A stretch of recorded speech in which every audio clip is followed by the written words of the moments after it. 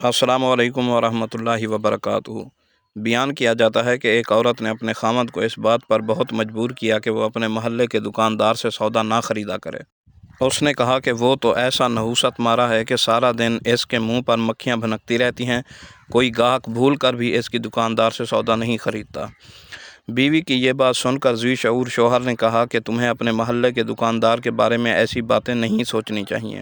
اس بیچارے نے تو نفع کمانے کی امید پر ہی ہمارے پڑوس میں دکان کھولی ہے، اسے مایوس کرنا یقیناً ایک ایسی بات ہوگی جسے شریف لوگ کبھی پسند نہیں کرتے۔ عالی حوصلہ اور سمجھدار لوگ ہمیشہ بے رونق دکان کے خریدار بنتے ہیں۔ یہ سخاوت کا شعبہ ہے، اور سخیوں کے سردار حضرت علی کرم اللہ تعالی وجہ الکریم سخی اور دوسروں پر کرم کرنے والے تھے۔ حضرت سعدی نے اس حکایت میں تمدن و اخلاق کے دو نہایت ہی اہم اصول بیان فرمائے ہیں۔ پہلا اصول خود غرضی کو ترک کرنا اور کمزوروں کی دستگیری۔ دوسرا اصول حق ہمسائیگی کو ملحوظ رکھنا۔ آج کی مشینی زندگی میں ہر شخص اس بات کو بالکل جائز خیال کرتا ہے کہ جس بات میں اسے نفع نظر آئے وہ اختیار کرے، اور سچ یہ ہے کہ اس نے آراستہ پیراستہ دنیا کو جہنم کا نمونہ بنا دیا ہے۔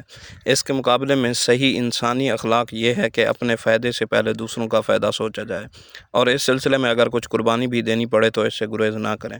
اس طرح حق ہمسائیگی کو ملحوظ رکھنا بھی ضروری ہے۔ جس طرح محلے کی اس مسجد کا حق زیادہ ہے جو گھر کے نزدیک تر ہے، اسی طرح اس دکاندار کا حق زیادہ ہے جس کی دکان قریب تر ہو۔